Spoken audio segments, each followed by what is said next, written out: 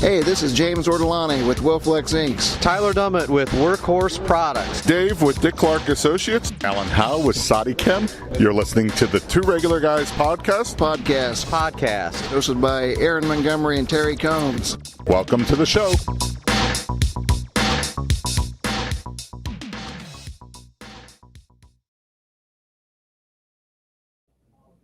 All right, welcome to the show. It is Friday, August 28th, 2020.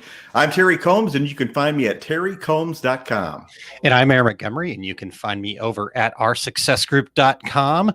Today, we're going to be talking with Tony. And did you get his last name pronunciation correct? Absolutely not. We totally forgot that. But, I'm going to give it a try, and Tony can correct me when I butcher this, so I apologize in advance. But Tony Cheramie. Any guesses? Cheramie, I think. Cheramie, that's right. In fact, I think Terry from CMO actually told me that, and I spaced. But anyhow, we're going to have Tony on here, and he's been screen printing for a couple of years, and he's going to share with us, what the process was of getting started, what he's gone through. He's actually a trucker by trade. And so we'll probably hear some good stories about that too, I'm assuming. And it's just going to be a great time talking to Tony. But before we do that, Terry, we're going to actually talk to Scott Ritter of the DAX shows today. So we've got two wonderful gentlemen joining us here today. So we'll do that in just one moment. But I understand you've got a shout out that is of note here. I do. Kim at Paisley Joe Designs in Oklahoma. Her son, Mason, it turned 16 today. So happy birthday, Mason. Yeah, happy birthday to Mason. You know who else's birthday it is today? It's Cheryl Kuchek from Sublimation for Beginners and Beyond Facebook group. So I'm sure there's other birthdays out there. So happy birthday to everybody that has a birthday on August 28th. So excellent. Well, let's go ahead and get Scott in here and just dive right in with Scott, if that works for you, Terry. Absolutely. All right. Scott, welcome in. Hey, good morning, guys. Hello, regulators. All right. Well, hey, Scott, welcome to the show. And I understand you are on the verge of having new cables, so you'll sound better next time we have you on the show. Absolutely, yes. They laid the cable about 2 months ago for our new high-speed internet, which is going to be incredible. It'll be able to handle anything and everything. It'll be ready tomorrow. Because that's the way the two regular guys do things. Yeah, exactly. All right. Well, speaking of regulators, Christine Shreve checking in, saying, love Scott and Margie, great people who run a great show. So, and we love Christine as well. There we go. Perfect. Sharing the love this morning. That's what we do here on the Two Regular Guys. So, all right, Scott, we're still in the throes of this crazy, whatever, 2020. Yeah, call it what you will. Yeah, exactly. There we go. Tough year for the trade show biz. So talk to us about DAX and kind of now that 2020 is hopefully behind you, what happened? Well, 2020 is never behind us. And it's kind of like the old joke, I'll never be over Punta Gorda or whatever it was. But, or Macho Grande, that was it. Hey, a great Kansas City show. It was absolutely fantastic. We had big crowds. We had great exhibitors, a lot of new products shown, fantastic seminars. We had an incredible party. And then there was COVID. So, that kind of put a stop to a few things. But, everybody figured that'd be over in about a month. And so we rescheduled. And COVID rescheduled too. Right. Nobody told COVID not to reschedule. That's what I missed out on. That's the one that I was supposed to have gotten on the calendar, I suppose. But when it was all said and done, we were forced to cancel the big annual get-togethers for Minnesota and for Chicagoland. But necessity is the mother of invention. And the good news is there were innovations that came out of all this adversity. One example that I can state for DAX is, and I'll have to back up a little bit, one of the great perks of exhibiting at DAX is that every exhibitor gets a complete listing in the online exhibitor list. And that includes your logo, your web link, contact information, show schedules. Everybody gets it. It isn't an option with DAX. It's all included. And so when this all happened, I managed to spend a couple days writing some new code because, yes, I'm a software engineer as well. And now the exhibitor list is capable of hosting videos as well. So a lot of the exhibitors have online videos in the list. So it's kind of an online virtual trade show, and will continue to be so in the future for as many years as we should decide to operate, which should be forever. Nice. That sounds great. Yeah, definitely. Like you said, COVID did force a lot of people to do a lot of things. I know you worked really hard to get that up, and the decorators community as an exhibitor as well. We were excited to be able to share a video and have people participate and still reach out to us, even though you're jumping the gun on me, Aaron, because the next thing that I really wanted to mention. All right, well, go ahead. I'm happy that you stepped up and elected to host our online seminars, because the feedback on our online seminar program was fantastic. Awesome. And the fact that you guys were able to use your facilities to host that and make this all come together really made it professional, made it a great learning experience. We got great positive comments. I mean, in some ways, it was actually better than having a live seminar, but you kind of missed the feel, the touch, and we weren't able to do some of the seminars virtually just because of the need for feeling, touching, participating. Yeah. Well, I mean, it was such a wonderful experience for us, and I basically was able to just sit back and great teachers like Christine, like Terry, like Eric, and it was a blast. Charlie, and I mean Dane, and list goes on and on of just it was really cool for me, because when I'm at the show, I don't normally get to, sneak into their classes. So I actually got to sit through all of those classes, and who knew that I could actually learn something about embroidery? It was a shocker. And I wasn't able to watch live for every single one. We were awfully busy, but before, it was all over, I did manage to view every single one of them. And yeah, it was great. There's a lot of knowledge out there. It's good to know that our speakers are as knowledgeable as I've always given them credit for. you were just going on faith. You can't be everywhere at once. That's right. Scott, also, you didn't have to clean up after Charlie Tobley, because anybody who ever spoke after Charlie, it's like there's spray cans. I've had to help play janitor to clean up after Charlie. I know what you mean. Charlie is a very creative guy. So. Yeah. Hey, the only other thing that, that really needs to be said about 2020 at this point really is the fact that when we canceled the Chicagoland show, we did give the exhibitors the opportunity to forward their booth to the 2021 show. And wow, what great support. Roughly 70% of exhibitors forwarded their booth to next year instead of taking. Wow. That's awesome. That's support that a person just, you can't buy that kind of loyalty. Yeah. Right. Unless you're Zach in the Ferengi world. Speaking of 2021, talk to us about DAX 2021. Actually, whoa, hold on. Wardrobe failure. Sorry about that. Oh, podcast listeners are going to be tuning into the video for this one. Okay, technical difficulty here. We may have to put up the test screen bars and all like that. First of all, really big news, and you guys are going to be the first to be able to broadcast this. For 2021, DAX is the show that is not changing its name. Oh, that's right. Apparel Expo kind of says it all. We don't see any need to change. We will still be Decorated Apparel Expo in 2021. Breaking news, no change. Which in 2020, no change is actually breaking news. Yeah, that's true. That's true.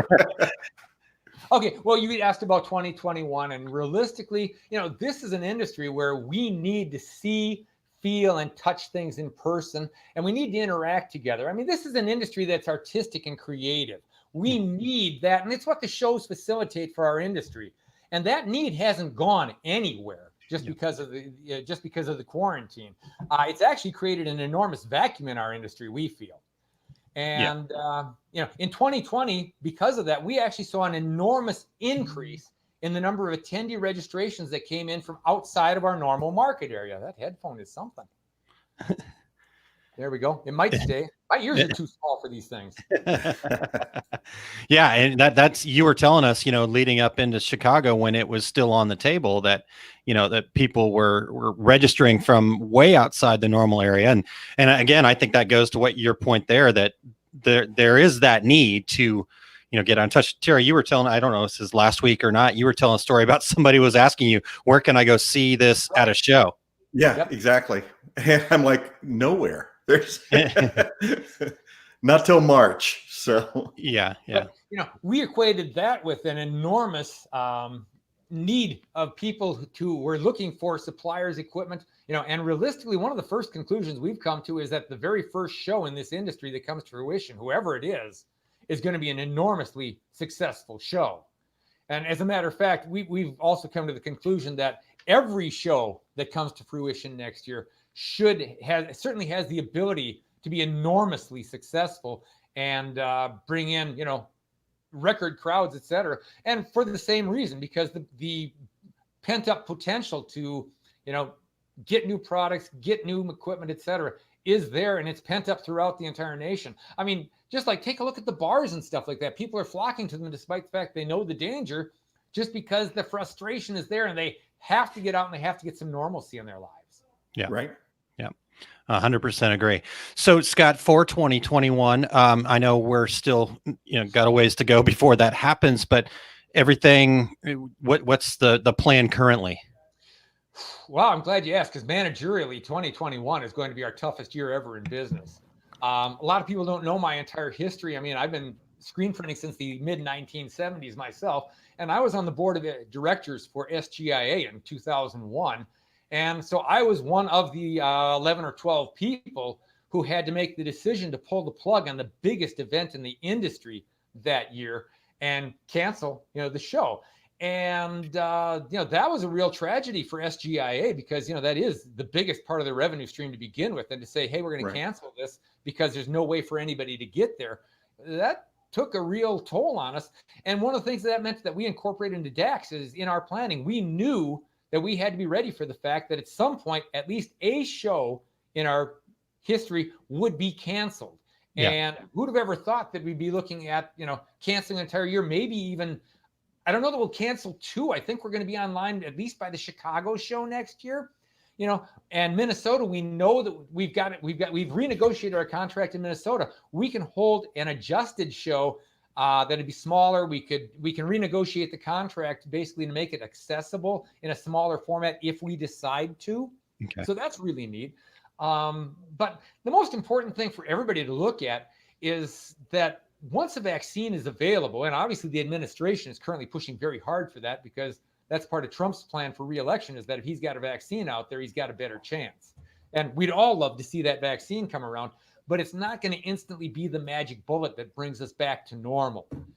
That's going to be a process, and it's going to be slow, and we need to adjust for that. And we're trying to figure out and use our crystal ball to figure out what we need to do to make sure that, when can we bring in shows, what will they look like, and what's going to be our whole new normal. Every regulator who's watching right now, who owns a shop that's open to the public, knows that all of a sudden they had to create a social distancing plan, some sort of crowd control, and all kinds of things that there hasn't been any kind of a major event yet. So we don't have any example being shown to us of what could work to be able to actually present a full-scale trade show again. One of the things we're looking at is probably every show is going to need multiple floor plans, one for large social distancing and crowd control, one medium, and one regular. So where your booth is going to be in each show, they'll have the same number no matter what, but will they be spread way out, or will they condensed in? How much additional hall will we need to rent to be able to make the show happen? And at that point, can we do it safely? Sure. And Scott, even the seminars, you may have to limit the number of people that you invite in, I imagine. Absolutely. We currently, if we were to do a show today, and it is possible to do a show today, we have been negotiating with the folks in Kansas City, and I'll get to that in a moment. But right now, we could hold a show in Kansas City. Our seminar attendance would be limited to 30, and we would probably have to look at saying, okay, you can attend virtually or you can attend in person, and offer it both ways. But looking at the new normal, some of the things we need to look at is we have to conform to state and local guidelines, which are going to change from location to location. Some are going to be wide open, some are going to be more constrictive. It all depends on the government, and which party controls the White House is going to determine how fast we open up. Right. And I mentioned that we're currently exploring some of the options we have in our Kansas City show. We do have dates for all of our shows. We are set. We are ready to go. We just don't have all the details, and for that reason, we haven't released a contract for exhibitors to sign up for next year's shows yet, but should in the next couple of weeks. Okay. All right. Well, Kansas City may be the first show. We're hoping. Looking at talking, we've had the folks from Impressions Expo on. We've had the folks from, pardon me, the Graphics Pro Expo, GPX. Those names, Terry. Yeah, we haven't been able to. Yeah. Interesting. All right. Well, Scott, this has been great. Thank you for being so open and honest with us about everything that's going on and giving us as much details as you can. Anything else that you wanted to share with us about DAX going forward here for 2021 and beyond before we let you go here?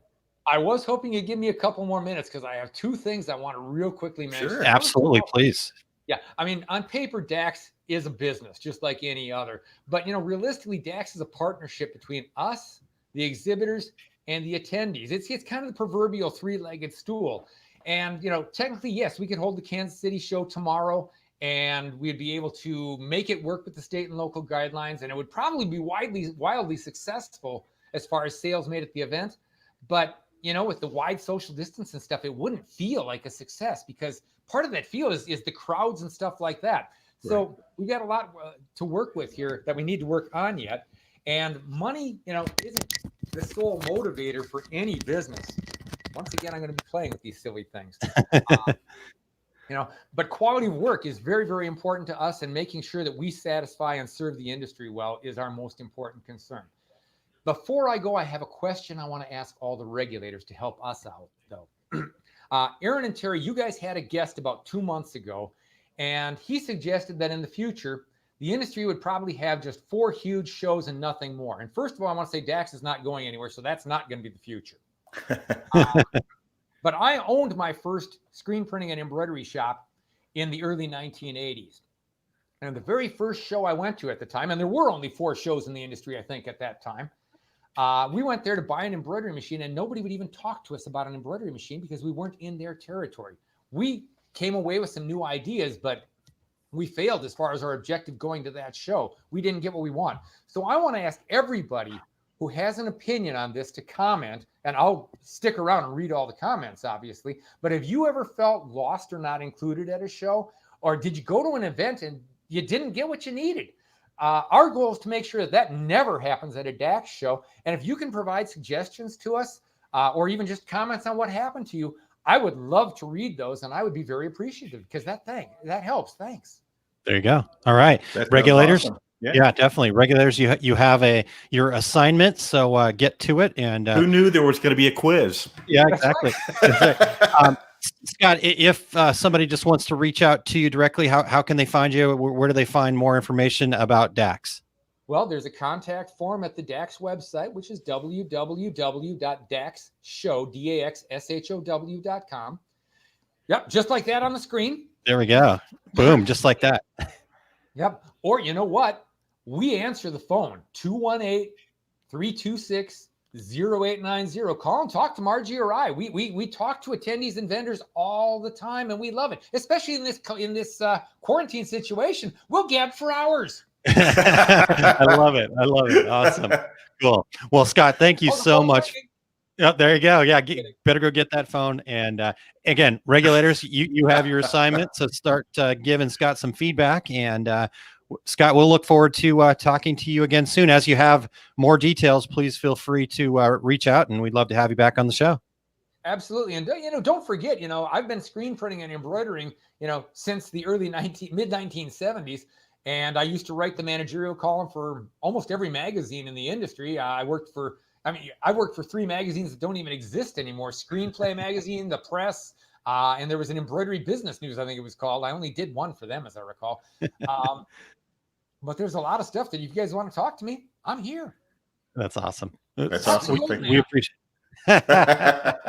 Awesome. Well, we appreciate that very much, Scott. And again, thank you so much for your time today.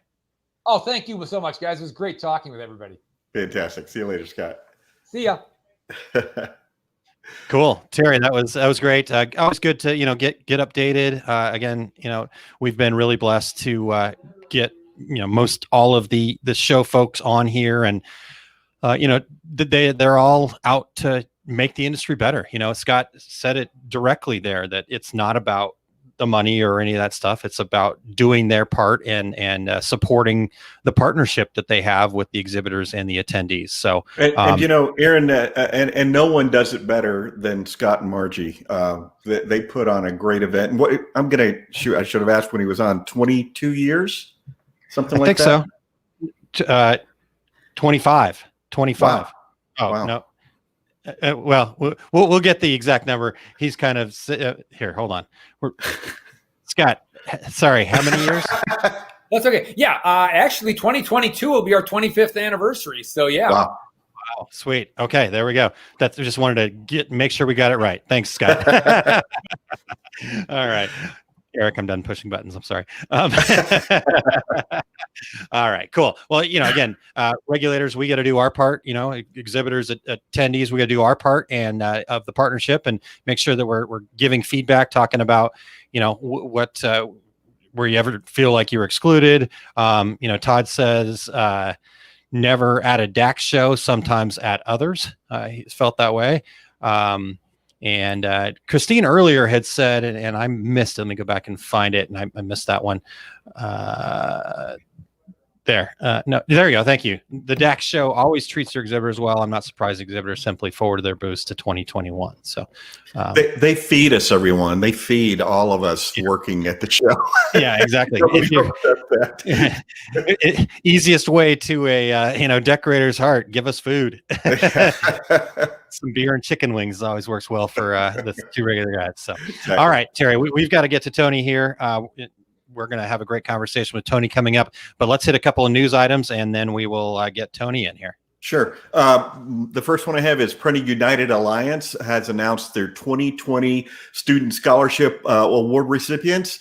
The Printing United Alliance Scholarship Program grants a total of $50,000 in educational assistance to students studying graphic communications in the 2020-2021 academic year. The qualified students must be enrolled in a Printing United Alliance educational institution member college or university for the fall 2020 semester. So they should be there now, or at least online. They have to be full-time students, and they have to be committed to pursuing a career in graphic communications, printing technology, or printing management. They have to have at least a 3-point average, and the entire list. We have a link where we can show you the list of all those recipients of that award. That's pretty awesome. That Printing United, SGIA, is so committed to education. So credit to them. Definitely really good. And Eric's got that link in there. In fact, we'll put it up here at the bottom of the screen too. You can find out more over at ScreenWeb. And then you get the whole link there and just click on it. So we'll also have that in the show notes. And then Terry, for me, my news, it's not really news because I can't announce it yet, but we do have a really big announcement that we're going to make. Just whisper. Just whisper. Okay, you know what? I cannot. I promise I would not. But we have a really big announcement over at oursuccessgroup.com. Our members are going to find out this weekend and get a full rundown on Monday. But Tuesday we will be announcing it to the public. Actually, Todd and I will be joining Cheryl Kuchek in her group to talk about our success group.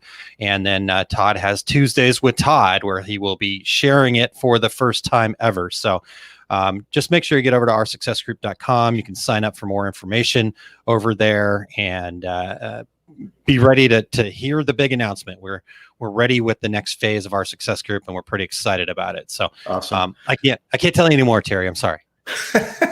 Okay, I was going to say just whisper it to us, but well, Aaron, I didn't even tell you yet. So I know, man. It's not personal, Terry. I promise. I did read ahead in the notes though for your dad joke, and I was talking to Kim before the show, and I might have shared it with her, and I got a smile out of her on it. So Okay, yeah, all right. pretty good dad joke. Could be a good one. And I missed Todd's comment earlier that he felt like Scott Ritter could probably tell a pretty good dad joke too. So maybe next time. Could. Yeah. Is it me or does anyone else think Scott would have a great dad joke? So next time we'll get the dad joke from Scott. But here we go. Are you ready, Terry? I'm ready. Let's hear it. Okay. Did you hear about the restaurant on the moon? I did not. Great food, but no atmosphere. Come on, that's pretty funny. Yeah, I found it. Yeah, I found that one on it. Be it. a dad to appreciate it. I don't know, but Yeah. The funny part was I found it on a mom blog. Oh, really? Yeah. Dad jokes on a mom blog. It was pretty funny. Nice. All right, Aaron. Hey, before we jump into the rest of the show, we want to thank everyone for checking out the Two Regular Guys podcast. If you're listening to the podcast version, we would appreciate you sharing with your friends so they can become regulators too. And we would love and appreciate you giving us a review on Apple Podcasts, Spotify, iHeartRadio, Stitcher, or wherever you're listening right now. It's really important for us, so we would love for you guys to go there and do that. We are always looking for new guests, so if you or anyone you know would like to be on the show, go to calendly.com/2, that's the number 2, regular guys, and with your show ideas, it's there on the screen. And if you're watching us right now, join in with your comments and questions. Please give Scott some comments as well to help make the DAX show better, and reach out to your industry friends right now to have them join us too. Excellent. Yeah, we'd love to have more people jump in here. We're going to learn a lot from Tony here in just one moment. One last thing here, Terry, before we get to Tony, we are open to new sponsors. We do have some slots available. In fact, some people already talking about it, so I got to get back in touch with them. And but if you want to check out more information about our sponsorships, just head over to tworegularguys.com/sponsorship, and you can check that out and participate here with the Two Regular Guys. All right. Well, are you ready to bring in Tony? We are finally. Tony waited patiently for us, so let's get Tony in here and let's get this rolling. All right. Tony Cheramie is a truck driver by trade, and he was looking to add extra income, just like lots of us have done in the past, and found his way to the textile industry. He did a little bit of homework and started screen printing February 1st, 2018. So, Tony, welcome to the show. Good morning, gentlemen. Thank y'all for having me. Oh, glad to hear you're safe, by the way. Tony is in Louisiana. Yeah, we had 2 hurricanes coming at us. One got scared of me, so he just disappeared. The other one said, nope, I'm not playing with him. I'm going to Texas. So we did good. We did fine. Oh, good. Glad to hear it, and glad you scared those guys away, and appreciate you being here with us. So, Tony, let's just dive right in here. You're about 2.5 years into the garment decorating world now. So, yes, tell us sir, a little bit. Perfect. Well, tell us a little bit about your business and who are your customers, and yeah, just tell us about who you are. Okay. Well, first off, Terry, you win the Nobel Prize of pronouncing my name correctly. It is Cheramie. I'm used to people hacking it. It's okay. Okay. Well, let me start off with this. Actually, about 3.5 years ago, we were doing vinyl shirts. I was a cricket mom, I guess you can call a silhouette diva, whatever. And I had customers that would come to us and they want 1 or 2 shirts. That was all fine and dandy. Well, then after a while, people would come to us and they want 10, 15, 20 shirts, and that's a lot of work. So I decided to do my homework, and we looked at a lot of different things. I looked at DTGs, I looked at sublimation, I looked at a lot of different ways to expand my business. Because all this was in the beginning was a weekend warrior type thing. I am a full-time truck driver. I am a heavy haul specialist. That's all I do is big stuff. So I have a lot of home time, and I have a lot of time to just, sit at the house. I might work 1 or 2 days out the week in the truck, and that's it. But so what happened was, after I did my homework on all of that, I looked at the screen printing, and I went on YouTube, started looking at how it's supposed to be done, blah, blah. And I've learned that screen printing ain't for everyone, just like trucking ain't for everyone. But screen printing was the cheapest way as far as I was concerned. because I don't have deep pockets to get started. I kind of got a lot of different feedback from different people. I joined a couple of Facebook groups and started, just kind of socializing with people, trying to learn things. Well, one of my friends caught wind that I was looking to start expanding on my business, someone I do shirts for already. And he tagged me in a post on Facebook where a gentleman in my local hometown was actually selling a lot of screen printing equipment. So I'm not going to say everything because we're going to touch on that in a few minutes. I bought the stuff that is somewhat needed to do screen printing. I brought a press, I bought a dryer, a flash dryer, exposure unit. He gave me the big stuff. I spent $3,500 on that. Now I don't own any of that. I done got rid of it all. Okay. I expanded, I've upgraded. But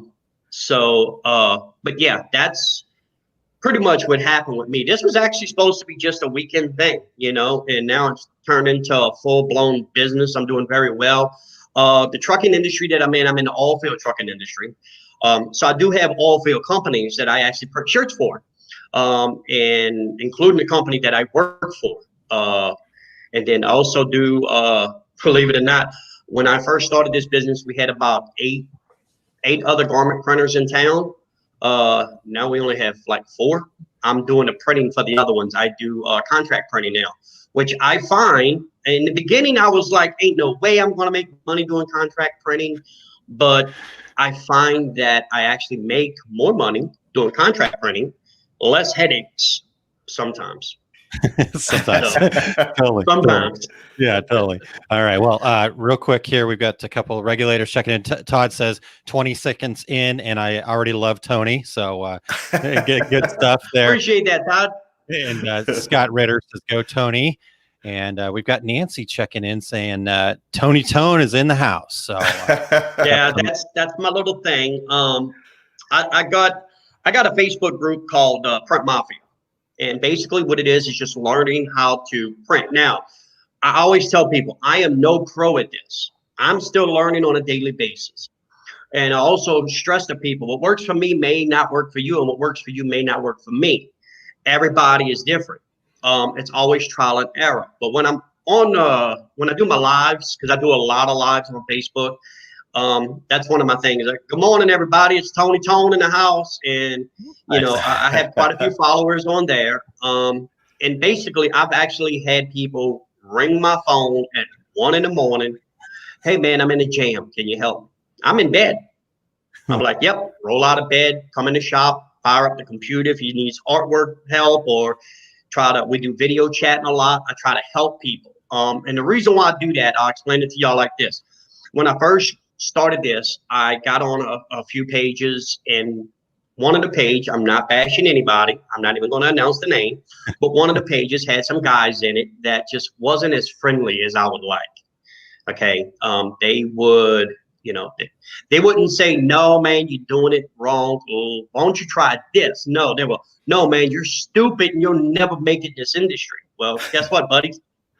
Almost 3 years now, and I'm matter of fact, I just purchased a new dryer. I'm waiting for it to be delivered now. All right. So go ahead, Terry. Tony, so you told us before the show, you said I started with the cheap stuff, didn't know any better. Tell us a little about that and what you're doing now. Okay, now keep this in mind. I say the cheap stuff. It was used. That's why I called it cheap. Okay. In this day and age, they're still in business. I started with a Workhorse Odyssey, a very old one. Okay, so doing 1 or 2 colors on it was fine. But when I had to do 6 colors on it, it was a pain in the butt. I couldn't keep the machine. I couldn't get it to keep registration because I knew no better, Right. I started with a Hicks dryer, which didn't work for me. So I had to turn around, sell it. And I bought another used dryer, which was American Phoenix, which is no longer in business. Matter of fact, I just sold it. And now I'm waiting on my new dryer, which is a Vaztex. And the reason why I'm upgrading, and I always tell people this as well, you can only print as fast as your slowest piece of equipment. Exactly. So if your printer only prints so fast, that's how fast you can print. But if your dryer can't keep up with you printing, then you can only print as fast as your dryer will let you. So with that being said, my plan is to actually in the next year or so is to go into the automatic industry. And I bought a dryer first, which is a 54-inch belt. God help me. So yeah, and that's the thing. I want a dryer that was able to keep up with the with a manual and an automatic. But everything that I purchased in the beginning, I no longer. There's only one piece of equipment I still own that I got in that whole package deal, and that's my flash dryer, and that's it. And actually, I'm actually looking to upgrade that as well. Nice. Well, that's what business is all about. Keep upgrading until you get where you want to go. So you kind of gave us a rundown on the equipment that you've got there. Is there anything else, or what's on the wish list for the future here? Well, wish list is we're adding. I run my business out of my house. I'm actually, if y'all hear an echo, it's because we're in my shop and we just literally cleaned out everything. The walls are painted. We just did the floors yesterday. Wow. We're getting ready to start moving everything back in, hopefully today or tomorrow. But we're also going to be adding 30 feet onto the back of the shop. And we're going to go a 30 by 30, which is where the automatics plan on going. We have upgraded. We now do embroidery, which was a learning curve for me. I've never done embroidery. I couldn't even thread the eye of a needle when I first started. But it's everything you want to do, you got to give it your all. Don't give 50%. If you only give 50%, you're only going to get 50% back. Yeah. So I recommend if you're going to get in this industry and learn, and you want to learn, you need to get with people that's willing to teach you the right way versus the wrong way. In the beginning, I've lost close to $5,000 listening to people's ideas. Oh, you ought to try this, you ought to try that. And I literally lost, almost $5,000 trying different things. And then it just clicked one day. Because it was always from the same people. They didn't want me to learn. Wow. But it's okay. And so, Tony, you came from outside the industry. You probably never even seen it done before. Tell us a little bit more about how you learned that first time you pulled a squeegee, YouTube. Well, I went on YouTube was how I did part of my homework. Okay. I've looked up, I found Print Life, dude named Cam. Y'all might know him, little fella. And then also Catspit Productions. Okay, those were the two YouTube channels I followed a lot to try to learn.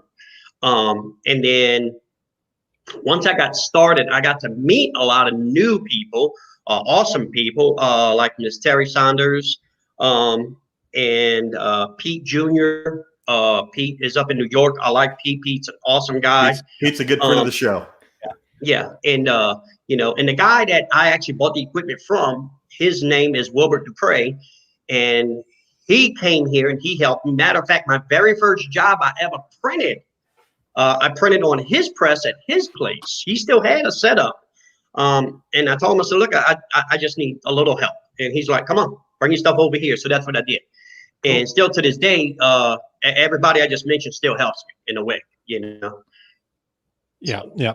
That's great. That's fantastic. You got to take all those sources and I think, I like what you've said, Tony, where you're taking all this in, you've tried, you've had some failures, and you kind of had to understand for yourself what works and what doesn't work though, too. It's one thing to go, see what's on YouTube, and there's some information out there, but there's also some bad information out there, not necessarily just on YouTube either. So, Well, and when you're new to the industry, you don't know the difference. I didn't know any better. Could be brilliant. You don't know. Yeah. Totally. Oh, I watch videos where they teach you how to make your own screen printing screens using fabric from fabric stores. I'm like, okay, the cheapest way out. Because in the beginning, everybody does this, including myself. I'm no different. Everybody doesn't want to just sink in a whole bunch of money. Sure.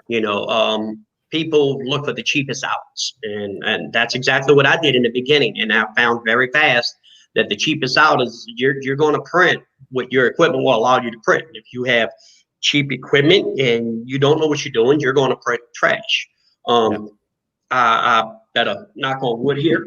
I have never had a garment come back yet. I'm lucky with that. And before I even started selling with screen printed stuff on it, I'm a firm believer in test products first. And we printed, we did everything we're supposed to do, and we wash, wear, and we did everything. We just purchased an Oki printer the beginning of the year. And once again, before I would sell one shirt with a heat transfer on it, I printed it, wash it, wear it, never had no problems. And now I'm selling them things.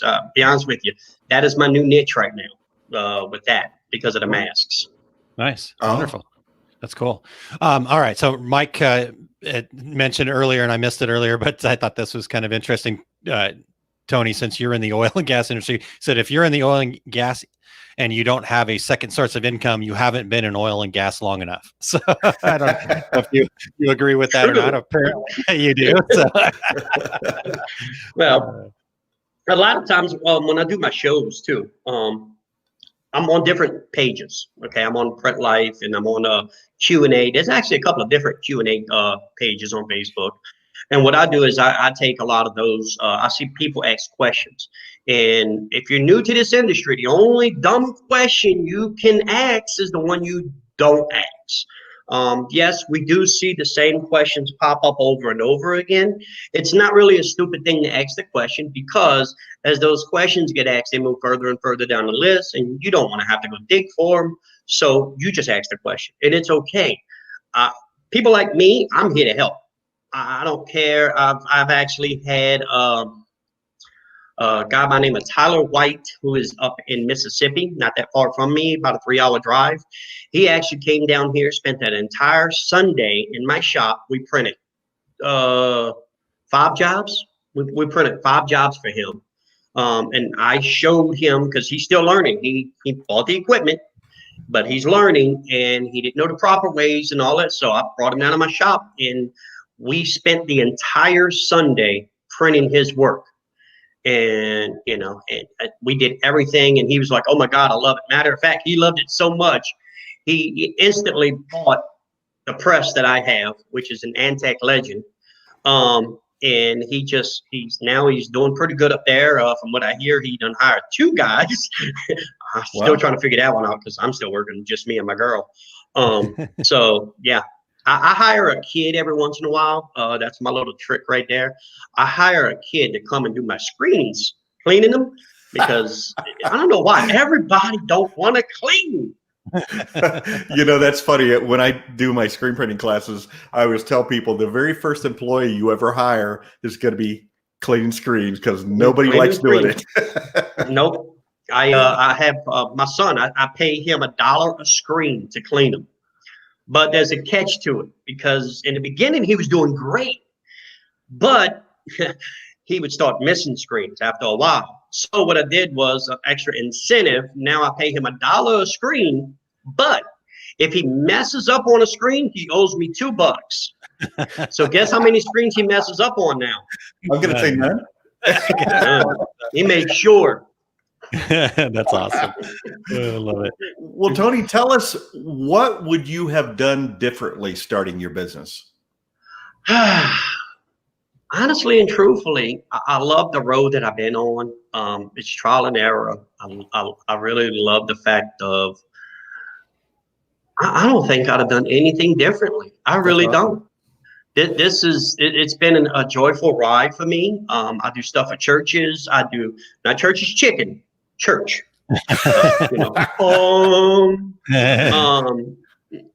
do stuff for car shows, and I get to meet all kind of new people. We do stuff for Habitat for Humanity now. We're doing stuff for all kind of different breast cancer awareness stuff. I have rappers that I make their shirts out of New Orleans. And the people you get to meet while doing this, it's just awesome. And I love it. But what would I have done differently? I'm really trying to think. I don't think I would have done anything differently. I got lucky when we got this house because my shop was actually a 2-car garage. That was already closed in and had central air put in it. This was actually my poker room. I used to play Texas Hold'em in here. And so then you gambled on screen printing. that, Then you gambled on screen printing, right? Well, you know, I had to smile at the beginning of the show when you said, I was just planning on doing this on weekends.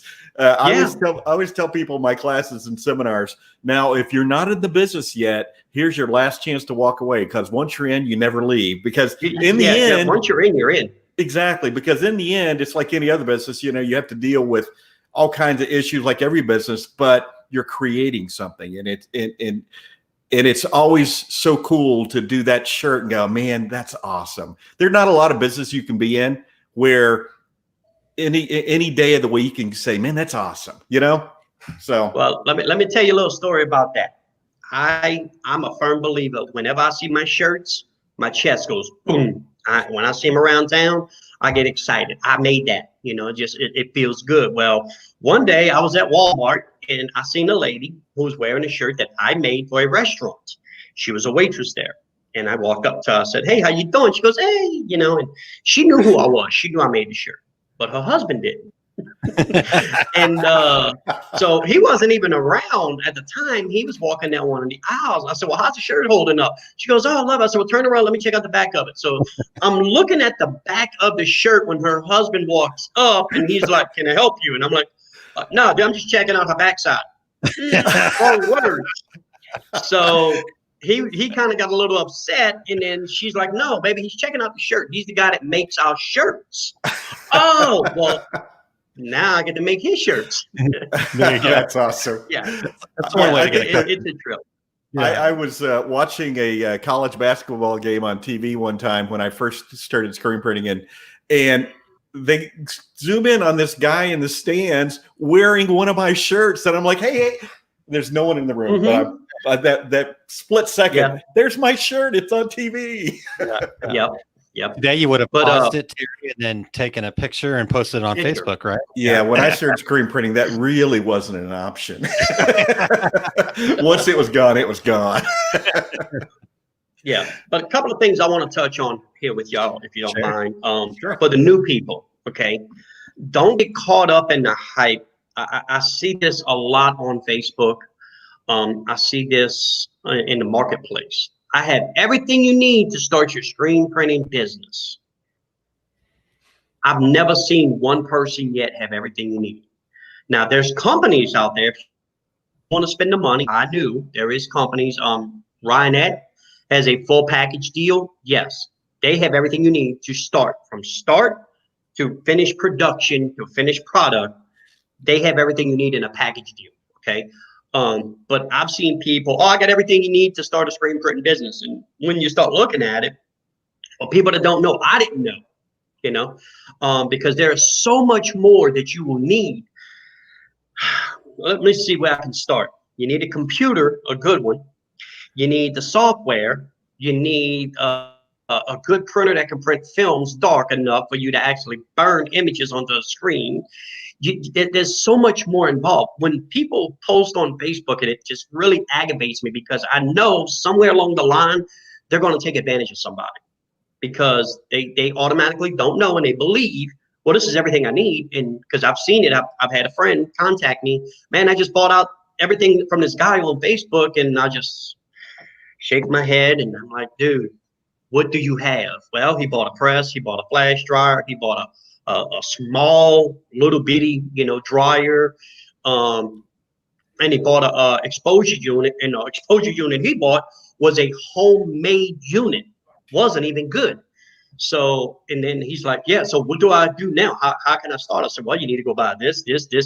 No, man, this guy told me I got everything I need. Yeah, that's what he told you, but that ain't the truth. You know, so folks, please pay attention to that. If you need help, you can look me up. I don't care. Tony Cheramie on Facebook, Print Mafia. You can go to Cheramie Screen Printing on Facebook. I'll give you my phone number. You can call me. I will walk you through everything I know. I'm not a professional. I'm getting good, but I'm not a professional. I can do 6-color jobs. I've yet to pull off a CMYK. Okay. So that's awesome. Well, thank you so much for that offer and for for letting people know that they can reach out to you. It's always good to have somebody bounce it off of. You've mentioned Print Mafia already. We've talked a little bit about it, but tell us a little bit more about that. What's that group all about? Well, Print Mafia is a group I started basically because I told you I was in another group before, and they had some very rude people in there. So Print Mafia is what I like to call my no judge group. It's a group for people that are doing any kind of screen printing, embroidery, vinyl. We got ladies in there that do sublimation and tumblers. If you want to learn how to do any of this stuff, I recommend you get in that group. And one of my biggest rules in that group is you do not get ugly with anybody. I don't care for what reason you think they're doing it wrong. There's a right way and there's a wrong way to actually get your point across. And I stress this to people all the time. When people post stuff and it don't look all that right, you got some people, man, that looks like trash. That's junk. And that just irks me, because all you're doing really is you're shooting them down, and these people have a hope to actually make something out of something. And you're destroying that when you talk to them like that. Instead, sure. I recommend, hey, look, that's good. You got the fundamentals down, but let me teach you or explain to you how to make it better or how to make it straight. I had my embroidery machine. I was doing hats. Now, I've only been doing embroidery for about a year. I had a technician over at my house a while back because we did an upgrade on our machine, and I was doing a hat. A technician pulls out a piece of tape, puts it on the lid. I'm like, why? He goes, because it saves your lid. You learn something new every day. He didn't tell me, no, you're doing it wrong, and none of that. He just, let me show you this if you don't mind. Miss Terry Saunders at CMO Screen Printing Supplies, she's always critiquing me, which is good. I love it because she makes it fun when she does it. I have no problem with that. But sure. So the reason why I started the group is so we can get a bunch of nicer people in there. Now, I have veterans that's been doing this stuff since Moby Dick's been a minnow. And then I have new people that, literally don't know anything about it, but they want to learn. So I have no problem with teaching. We do have a couple of questionnaires that you have to answer before you're allowed in the group. And that's basically because in the beginning, when I started the page, I had a couple of those very mean people come into the group, and they started it in my group, and I had to kick them out. I do not tolerate it. If you come in the group, we'll let you in the group. Please just obey by the rules. And you can post. I tell all my people in my group, please post up videos. You want to go live? Go live. Post up ideas. Post up whatever. I got an idea on how to hang my squeegees better than the way I was doing it before. And I found it on another page. I just seen somebody doing a live video, and I just happened to stop and looked how he had his squeegee set up. I ran out, bought a pegboard, a couple of little things, and whoop, now I'm hanging up my squeegees the exact same way. Nice. It's just, everybody's got a trick that they can bring to the trade. Absolutely. When I first got in the business, I would read Impressions magazine, and back in those days, it was like 250 pages a month. And I loved the shop tours because I would just scour through the pictures and just to see how they set this up and how they set that up. And when you've been in business for a while, you kind of forget that somebody new is starting up. I've seen people post where somebody will say, well, I'm thinking about getting into the business and buying this. What do you think? And somebody will respond, don't do it. You'll never make any money. And I'm thinking, why are you even on this page? So it's good that you get that you control that at Print Mafia. Yeah. So and one of the things with that Oki printer, okay, because me and you talked about this before, Terry, I was looking at expanding now because we got into screen printing. I have a 6.6 press. I got into embroidery. I bought a Melco EMT 16 Plus, 16 needle embroidery machine. So now I'm looking to expand a little more. Well, I was looking at the DTGs again, and then I started looking at the Oki printers. Now, when I went to a show, now let me back up 1 second here. You asked me what I would have done differently. I'd have went to a show a lot sooner. Okay. There you go. Because I didn't take any of the classes. I didn't do any. I just went to the show to walk around and tried to get ideas. I left from that show with so much knowledge just from listening to the people talk. Okay. And I met a lot of people at the shows, and they helped me out as well. The first show, I've only been to 2 shows. I was supposed to do 3, but they canceled this year's, which I'm mad because they finally put a show by my house and they canceled. Right. Yeah. Oh man, we went to the ISS show in Houston, Texas. The last 2 years that they had it there, and I loved it. The first year we went, I left with so much knowledge. I did spend money while I was there. I bought because I'm not an artist by any means, but I have an imagination, and if you've got a good imagination, you can put stuff to shirts. You just got to learn how to get it there. So I went over to the show, and they had 2 companies selling art packages. And I think I come out on top with the action illustration package. I bought their full line, everything that they offered. And I like to think it paid for itself because I've come up with some pretty sick designs. And it works. You know, I've had people tell me, oh, that's junk. Why is it junk? Because you didn't utilize it. That's why it's junk. You know, one man's junk. My dad used to say this: one man's junk is another man's treasure. Exactly. So I'm a firm believer in that. If you buy something and you bring it home and you stick it in the corner, it's no good. You got to buy it and use it. And Aaron, I got to be on Print Mafia live video at that show. There you go. There you go. Yes, he did. In my booth. Yes, he did. I was walking around. I was live because we have a lot of people on Print Mafia from all over the world, actually. And they, you know, people wanted to know what would it be like to go to a show. I always stress that to people. You know, if you haven't been to a show, you really need to go. Matter of fact, I want to get with Scott because I want to go to a DAX. I've never been to a DAX yet. You know, I want to know what's the difference. One of the things, though, if you've never been to a show, get you a cart. Not a carrying bag, a cart, something you can drag around with you, because the vendors out there are going to give you so much stuff to go home and try. Take it, try it, see what works for you. You know, I started off using Chroma Blue emotion, and it's emotion, not emotion. I got fussed at for that already. But anyway, I started using the Chroma Blue, and it worked great. Well, I was turned on to Ulano Orange at the show. They gave me a bunch of it. I brought it home. I tried it, cut my burn time down. There we go. And I have less pinholes in it, and it's easier to register it on the screen because you can see through it a lot easier. I love it. Now that's all I use. So you learn things at shows.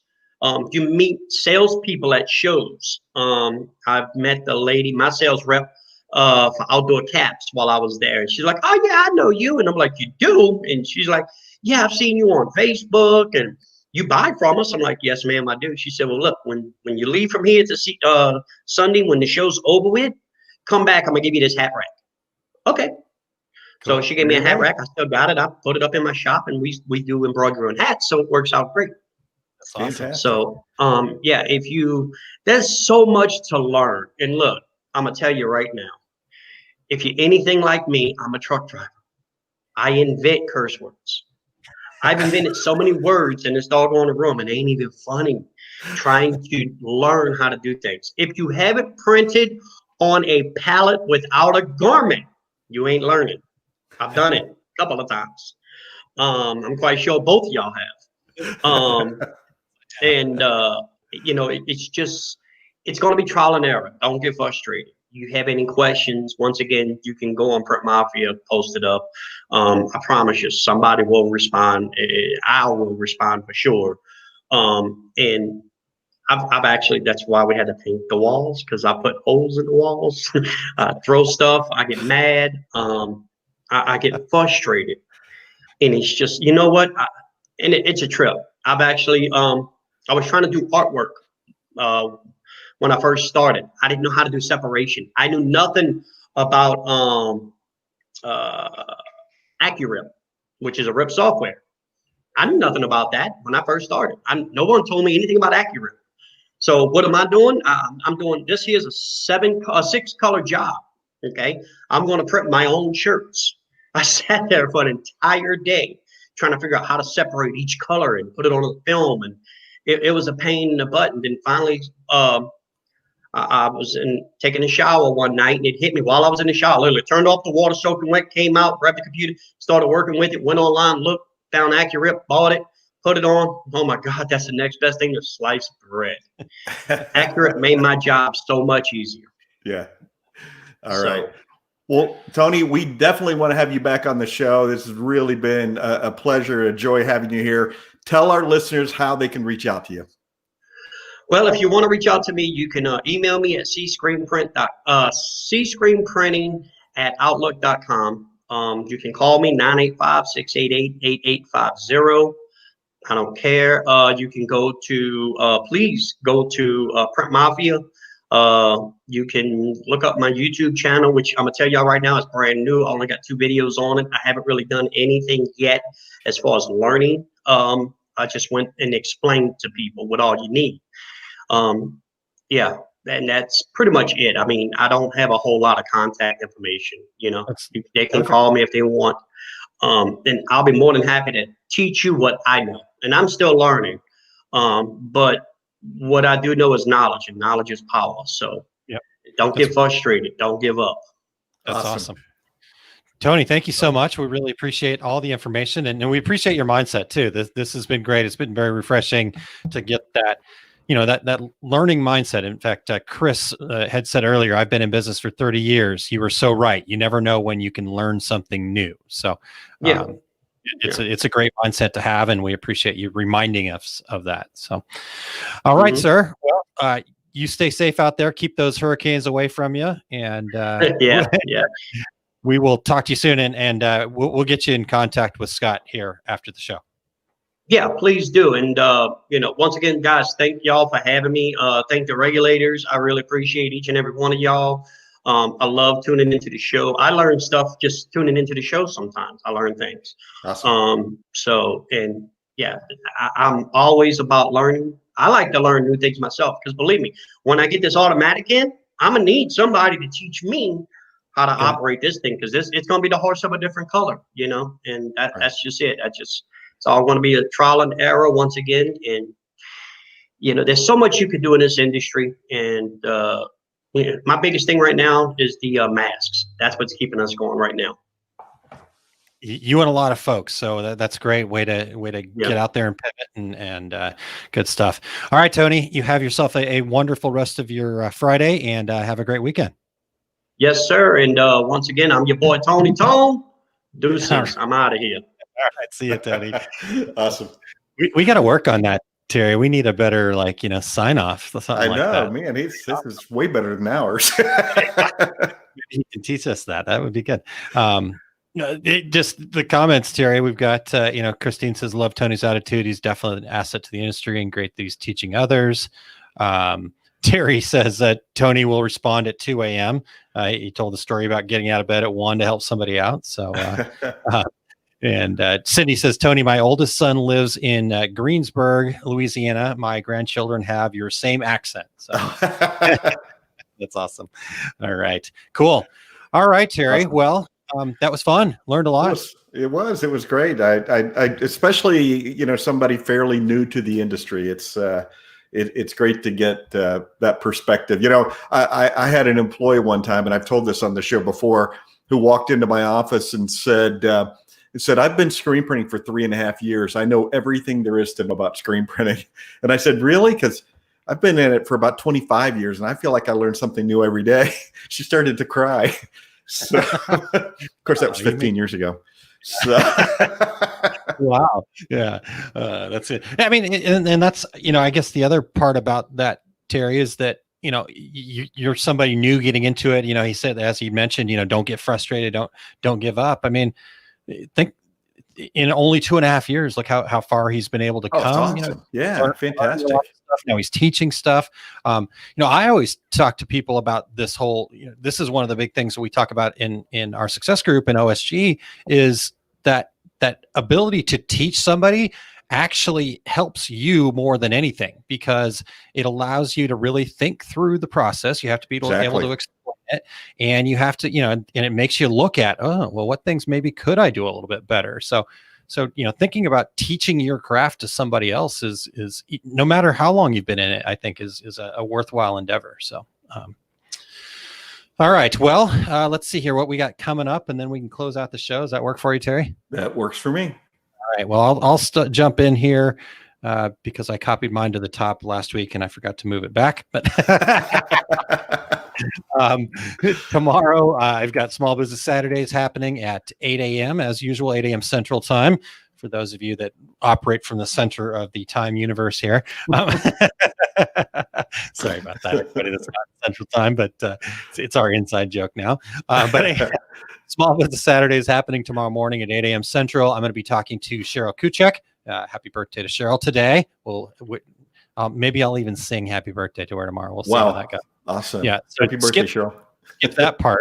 But no, but we're going to be talking sublimation. She is the creator of the Sublimation Summit. So I think she's one of the few people out there that is more sublimation crazy than I am. And so we're going to have a really good time chatting about all things sublimation, fourth quarter, how to take advantage of the holiday season, new products.